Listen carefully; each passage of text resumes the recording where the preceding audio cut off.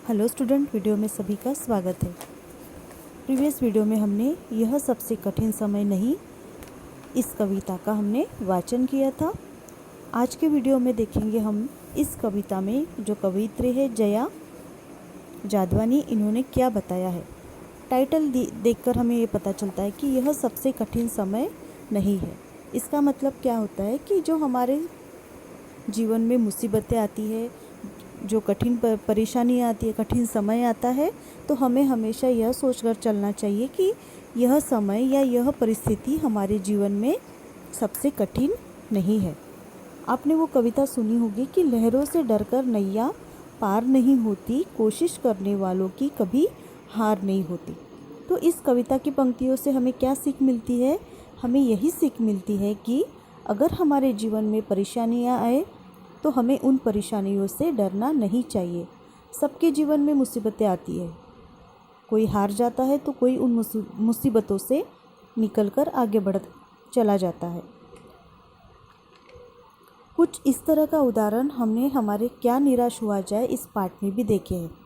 अगर हमें लगता है कि हमारे आसपास या दुनिया में चारों तरफ बुराई ही बुराई है और या बुरा ही हो रहा है, तो हमें सिर्फ अच्छी बातों की ओर ध्यान देना चाहिए, ना कि बुरी बातों की ओर। कुछ इस तरह की सकारात्मक सोच यह सबसे कठिन समय नहीं इस कविता की जो कवित्री जया जादवानी इन्होंने हमें यहाँ पे बताई है कि हमें हमारे मन में यह आत्मविश्वास रखना चाहिए कि हमारे जीवन में कठिन समय तो है, पर सबसे कठिन समय नहीं है, या ये समय सबसे कठिन समय नहीं हो सकता। मगर हमारे अंदर, हमारे मन में इतनी ताकत है कि हम इस समय को या उस समय को सबसे कठिन समय ना बनने दें। हम हमेशा सकारात्मक सोच रखकर उस कठिन समय को पार करेंगे। तो आइए इस कविता को पढ़ते हैं, जिससे सुंदर उदाहरण कवित्री ने यहाँ पर दिए हुए हैं। सबसे पहले देखिए, नहीं यह सबसे कठिन समय नहीं, अभी भी दबा है चिड़िया की चोंच में तिनका। अब कवित्री यहाँ पर चिड़िया का उदाहरण देते हुए कहती है कि हम सबने चिड़िया को देखा है। यह चिड़िया अपनी चोंच में एक छोटा सा तिनका लिए उड़ने के लिए अभी तैयार है, क्योंकि उसे आशा है, उम्मीद है कि वे इस तिनके से अपना घोंसला बना देगी। हमें ऐसा लगता है कि हमारे जीवन में ही परेशानियां हैं, लेकिन ज़रा उन चिड़ियों के बारे में सोचो, या कभी चिड़ियों को देखो कि वे किस तरह एक एक तिनका अपनी चोंच में ला लाकर अपना घोंसला बनाती है, अपने लिए खाना ढूंढती है, अपना पेट भरती है।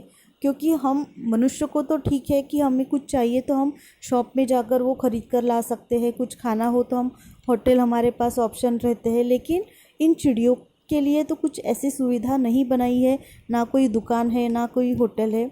इन्हें अपना खाना खुद ही ढूंढना पड़ता है, पानी भी खुद से ढूंढना पड़ता है। उसके लिए न जाने वो कितनी बार यहाँ से वहाँ उड़ते हैं।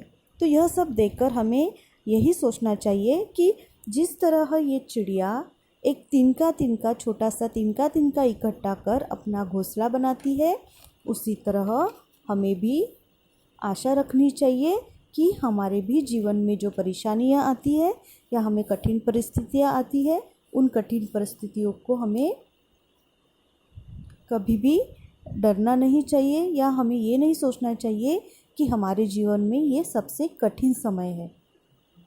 दूसरा उदाहरण यहाँ पे देखिए, कवित्री ने कौन सा उदाहरण दिया है दूसरा, कि अभी तो झरती हुई पत्ती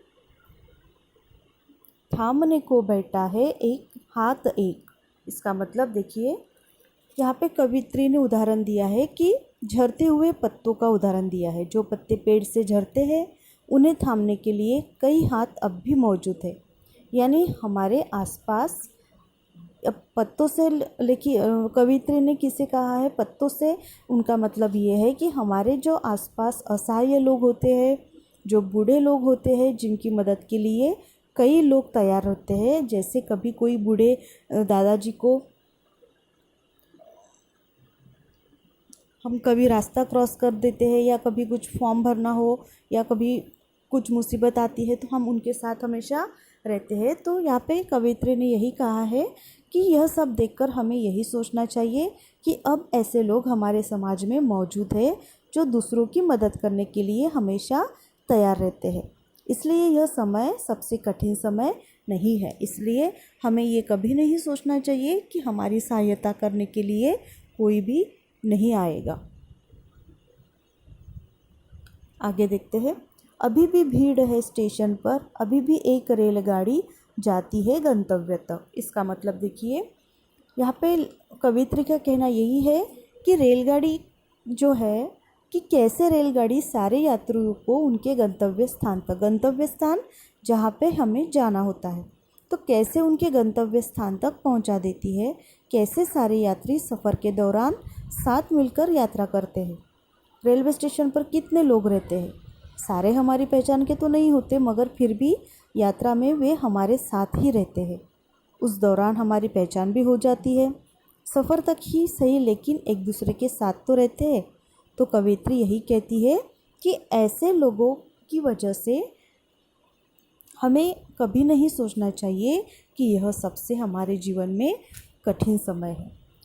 उसके बाद यहाँ पर आगे देखते हैं क्या कहती है कवित्री कि अभी का जहाँ कोई कर रहा होगा प्रतीक्षा, अभी भी कहता है कोई किसी को, जल्दी आ जाओ कि अब सूरज डूबने का वक्त हो गया है। अब देखिए यहाँ पर कवित्री उदाहरण देती है ऐसे लोगों का जो हमारे शुभ चिंतक है, जो हमारे बारे में हमेशा अच्छा सोचते हैं। जैसे कभी आप बाहर जाते हो या आपके पापा बाहर जाते हैं या कभी आप अपनी फैमिली के साथ बाहर जाते हो, तो घर में जो बड़े बुज़ुर्ग लोग होते हैं वे यही कहते हैं कि शाम को जल्दी वापस आना, क्योंकि सूरज डूबने के पहले घर पे आपको आना है। तो हमें इन शुभचिंतकों के बारे में सोचना चाहिए कि वे हर पल आपका इंतज़ार करते रहते हैं, उन्हें आपके आने की प्रतीक्षा रहती है। इसलिए यह मत सोचो कि यह सबसे कठिन समय है जो हमारे जीवन में आया हुआ है। आगे देखते हैं। अभी कहा जाता है उस कथा का आखिरी हिस्सा जो बूढ़ी नानी सुना रही सदियों से, दुनिया के तमाम बच्चों को अभी आती है एक बस अंतरिक्ष के पार की दुनिया से लाएगी बचे हुए लोगों की खबर। नहीं, यह सबसे कठिन समय नहीं। अब लास्ट में देखिए कवित्री क्या कहती है कि हमारे जो नानी है, हमारी जो दादी है, बूढ़ी नानी है, वो हमें कहानियाँ सुनाती आ रही है ना। हम भी बचपन से वो कहानियाँ सुनते आ रहे हैं, और वे कहानियाँ सुनकर हम भी एक अलग सी दुनिया में चले जाते हैं। जब वो हमें कहानी सुनाती है तो वो कहानी सुनकर हम एक अलग ही दुनिया में चले जाते हैं। सोचते हैं कि अभी इस दुनिया से कोई आएगा, यानी एक परियों की दुनिया हमें बताई जाती है, एक कोई अलग ही जादू की दुनिया हमें बताई जाती है। तो हम कभी कभी इमेजिन करने लगते हैं कि अभी अभी कोई इस दुनिया से हमारे पास आएगा और अपने दुनिया की खबर आकर हमें सुनाएगा। तो एक आशा सी मन में पलती है कि उन कहानियों को सुनकर ये लगने लगता है कि सच में ऐसा होने वाला है। तो यह एक तरह की आशा बच्चों के मन में रहती है, और जब तक यह आशा रहेगी तब तक सबसे कठिन समय नहीं आएगा। तो कवियत्री ने यहाँ पे देखिए किस तरह से अलग अलग तरह के उदाहरण दिए हैं। जो छोटी सी कविता है उसमें अलग अलग तरह के छोटे छोटे उदाहरण देकर उन्होंने हमें समझाया है कि जीवन में सबके जीवन में मुश्किलें आती है, सबके जीवन में कठिन समय आता है, लेकिन हमें कभी ये सोच के नहीं चलना चाहिए कि ये हमारे जीवन का सबसे कठिन समय है।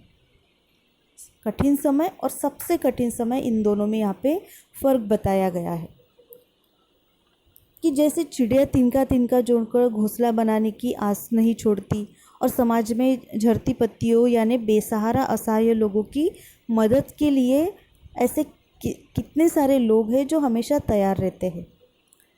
उसके बाद उन्होंने उदाहरण दिया है रेलगाड़ी। अब रेलगाड़ी जैसे अपरिचित लोगों का या जो अनजान लोग होते हैं उनको एक साथ अपने साथ लेकर सफ़र पर चलती है और उनको जहाँ जहाँ पहुँचना है वहाँ वहाँ पहुँचाती है। नानी की कहानियों से यही उम्मीद रहती है कि बच्चों को कि दूर गगन से या दूर अंतरिक्ष से एक परी आएगी और वह परी अपनी परियों की दुनिया के बारे में हमें बताएगी। तो इस तरह यही बातें सोचकर हमें क्या पता चलता है कि हर किसी के मन में एक उम्मीद ज़रूर है।